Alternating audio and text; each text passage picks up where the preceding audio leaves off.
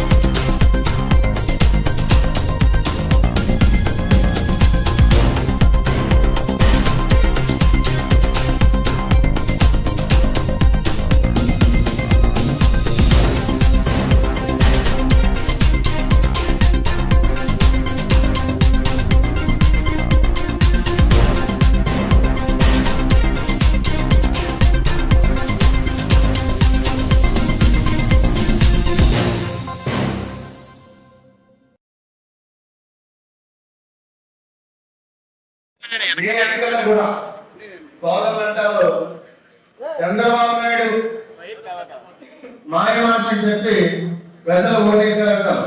కానీ ఏదైతే జగన్ గారికి మన పార్టీకి వెన్నుముకగా ఉన్న వర్గం ఎవరు కూడా చంద్రబాబు నాయుడు గారి మాట మాత్రం నమ్మలేదు. ఆ వర్గం ఖచ్చితంగా జగన్మోహన్ రెడ్డి గారికి ఓటేశారు. వేరే రకాలైతే ఓటేసే కానీ చంద్రబాబు నాయుడు గారి మాటలు మోసపోయి ఈ రాష్ట్రంలో ఉన్న దళిత జనాభా ఎవరు మోసపోలేదు, చంద్రబాబు నాయుడు నమ్మలేదని చెప్పేసి సగర్వంగా తెలియజేస్తుంది. అదేవిధంగా డాక్టర్ బాబాసాహెబ్ అంబేద్కర్ గారు రచించిన రాజ్యాంగం ఈ సమైక్య భారతదేశంలో అన్ని రాష్ట్రాల్లోని అమలు చేయబడుతుంది. కానీ మన రాష్ట్రంలో ఏ రాజ్యాంగంలో అమలు చేయబడుతుంది? రెడ్ బుక్ రాజ్యాంగం అమలు చేయబడుతుంది. కనీసం ఆ మహానుభావుడికి గౌరవం లేకుండా వాళ్ళే డైరెక్ట్ మేము రెడ్ బుక్ రాజ్యాంగం అమలు చేస్తామని చెప్పుకుంటున్నారు ముఖ్యమంత్రి గారు, ఆయన కుమారుడు. దయచేసి ఈ రాష్ట్ర ప్రజలందరూ కూడా గమనించాలని, అదేవిధంగా మీ సపోర్ట్ ఎప్పుడు కూడా, ఎందుకంటే రాజశేఖర రెడ్డి గారు కానీ జగన్మోహన్ రెడ్డి గారు కానీ ఎప్పుడు కూడా నా అన్నదమ్ములు కానీ నా అక్క చెల్లెలు కానీ లక్షాధికారం చేయాలనే ఉద్దేశంతో ఇప్పుడు పనిచేశారు పేదల పక్షపాతి రాజశేఖర రెడ్డి గారు, జగన్మోహన్ రెడ్డి గారు. ఖచ్చితంగా మన బలం, మన మద్దతు ఎప్పుడు కూడా రాజశేఖర రెడ్డి గారికి, జగన్ గారికి, వైఎస్ఆర్ కాంగ్రెస్ పార్టీకి మీ ఆశీర్వాదాలు ఉండాలని కోరుకుంటూ, సమయం తక్కువగా ఉంది కాబట్టి ఇంకా మాట్లాడాల్సిన మనుషులు ఇద్దరు ఉన్నారు కాబట్టి నేను సెలవు తీసుకుంటాను. ముఖ్యమంత్రి చేసుకోవడం కోసం నీ యుద్ధం ఏ ప్లాట్ఫామ్ మీద చెయ్యి. ఎన్ని పోలీస్ కేసులన్నా రాని, నీ తల నిట్టు మీద పగిలిపోని, వినుకొండ లాంటి చోట నిన్ను నిలువున కత్తితో నరికినా వైఎస్ జగన్మోహన్ రెడ్డి నీ రాష్ట్రానికి ముఖ్యమంత్రి చేస్తేనే నీ తర్వాత జాతికి ఈ రోజున మేలు జరుగుతుంది. ప్రియమిత్రులారా, రాజకీయాలు మాకు తెలియవు, రాజకీయాల్లో ఉన్న లోతుపాతులు మాకు తెలియవు.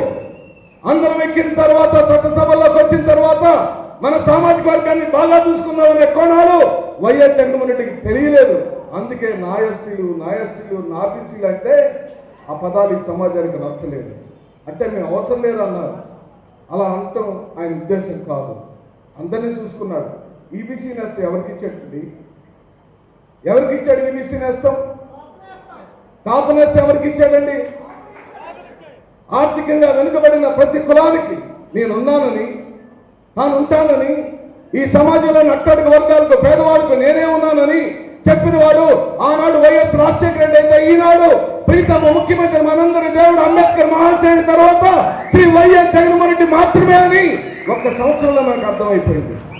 12 నెలల కాలంలో దారుణాతిదారుణంగా చంద్రబాబు నాయుడు కుదేలైపోయాడు. చిన్నబాబు రెడ్ బుక్ రాజ్యాంగం వచ్చింది. చిన్నబాబు, బాబు నువ్వు ఎవరితో గేమ్స్ ఆడుతున్నావో, ఎవరితో పెట్టుకుంటున్నావో, ఎవరి జోలికి వస్తున్నావో, నీ స్థాయి ఏమిటో, నీ రాజకీయ భవిష్యత్తు ఏమిటో సరిగ్గా 1000 రోజుల కాలంలో, రాబోయే 3 సంవత్సరాల కాలంలో మాత్రమే నీ చేతిలో అధికారం ఉంటుంది. తదుపరి 1000 రోజుల 1వ రోజు నాడు ఈ ప్రాంగణంలో దళిత సింహాలు ఈ సమాజంలో ఎవరెవరు ద్వారా ఇబ్బంది పడ్డారో గుర్తుపెట్టుకొని తమ్ముళ్ళు, జ్ఞాపక శక్తి బాగా ఉంది కదా, పుస్తకాలు ఏం రాయబడలేదు. నాకు తెలిసినంత వరకు అందరూ బాగా చదువుకొని ఉంటారు, బాగా జ్ఞాపక శక్తి ఉంటుంది. మనకి రెడ్ బుక్లు వద్దు, ఏ బుక్లు వద్దు. బాబాసాహెబ్ అంబేద్కర్ రచించిన రాజ్యాంగాన్ని గుండెల్లో పెట్టుకుందాం. నీ పౌర హక్కుల పరిరక్షణ కోసం ఆ రోజున వీధి పోరాటం చేద్దాం. జై జగన్ అనే నినాదాన్ని ఊరు వావా చేద్దామని చెప్పంటున్నాం. ఈ రాష్ట్రంలోని దళిత సామాజిక వర్గం, మానవులు, మాదిగలు, ఎడుకలు, ఏనాది బీసీ కులాలు ఏకతాటి మీదకి వస్తాం. పిఠాపురానికి పిట్ట పగిలిపోయేటట్టు కొడతాం. రేపు గీతక్కని మళ్ళీ శాసనసభ్యులుగా చేసి చేరుతాం. మేము అనుకున్నాం సినిమాల్లో నటిస్తే సామ్యవాదం ఉందనుకున్నాం. సినిమాలో నటించినప్పుడు సామాజిక న్యాయాన్ని బాగా పాటిస్తారని ఆశించాం. సర్వ మతాలను గౌరవిస్తారని ఆశించాం. అన్ని కులాలను సముచితమైన స్థానంలో పెడతారని ఆశించాం. ఇదేంటి సోద్యమో కానీ రాజ్యాంగ పరమైన హక్కులతో మా దేవుడు బాబాసాహెబ్ అంబేద్కర్ రచించిన రాజ్యాంగం ద్వారా ఉప ముఖ్యమంత్రి పదవులు అలంకరించిన మహానుభావులు నుదిటికి పట్టులు పెట్టుకుంటున్నారు, సనాతన ధర్మం అంటున్నారు, నేను అత్యంత కీలకమైన హిందూ వాదిని అంటున్నారు. మరి ఈ రాష్ట్రంలో క్రైస్తవులు లేరా? ఈ రాష్ట్రంలో ముస్లింలు లేరా? ఈ రాష్ట్రంలో సిక్కులు లేరా? ఈ రాష్ట్రంలో అందరికీ ఉప ముఖ్యమంత్రులా మీరు కేవలం కొంతమందికి మాత్రమే అత్యున్నతమైన స్థానాల్లో మీరు ఉండినప్పుడు, మీ సినిమాల్లో బాగా డైలాగులు చెప్పినప్పుడు, బాగా ఫైట్లు చేసినప్పుడు ఆనందపడ్డాం. మేము కూడా ఫ్యాన్సే. ఈ వేదిక మీద ఉన్న వాళ్ళు ఇద్దరికి మంది, మరి ముఖ్యంగా దళిత సామాజిక వర్గంలో చిన్నతనం నుండి సినిమాలంటే చిరంజీవి, రాజకీయం అంటే రాజశేఖర రెడ్డి. ఇది నిజం. అలాంటిది ఈ రోజున ఎందుకు ఈ వేర్పాటు వాదం? దేనికి? పదవుల కోసమా? ఈ రోజున మిమ్మల్ని చూసి రాజకీయం తలదించుకుంటుంది. చిట్ట చివరి గ్రామాల్లోని దళితులు, నా అక్కలు, చెల్లెళ్ళు, అమ్మలు మీరు ఇస్తారని ఆశపడి, మీరు డబ్బులు ఇస్తారంటే ఆశపడి, జగనన్న ఇచ్చిన డబ్బుల కన్నా ఎక్కువ ఇస్తారని ఆశపడి మిమ్మల్ని నమ్మి ఓటేస్తే ఈ రోజున సూపర్ 6ని గ్రామాల్లో అమలుపరచకపోతే తద్వారా నాకు జరుగుతున్న అపారమైన నష్టం వేల కోట్ల రూపాయల్లో ఉంటే మీరు సినిమాలు తీసుకుంటూ ఎక్కడ ఉంటుంటే ఆయన సింగపూర్ పోయాడు, దోచుకున్న డబ్బుల్ని దాచిపెట్టుకోవటానికి. ఎవరు ఎవరు? అబద్ధానికి ఒక రూపాయి ఎవరు? మోసానికి ఒక రూపాయి ఎవరు? నా వెనకుండి మౌనంగా ఉంటే కుదరదు. ఇక నుంచి దళిత సమాజం ఎస్సీ విభాగాన్ని పటిష్టపరుస్తూ ఎస్సీ విభాగంలో ఉన్న అన్ని కమిటీలను నియమిస్తూ మీ అందరిలో ఓ నూతనమైన ఒరవడిని మొదలుపెడుతూ రాష్ట్రంలో నేను కనకారావు గారు అధ్యక్ష స్థానంలో ఉన్నాం. అలాగనే రాష్ట్ర కార్యవర్గం ఒక 100 మంది ఉంటారు. జిల్లా 2 శుభవార్తలు. ఒకటి, ఈ రాష్ట్రానికి మళ్ళీ కాబోయే ముఖ్యమంత్రి వైఎస్ జగన్మోహన్ రెడ్డి.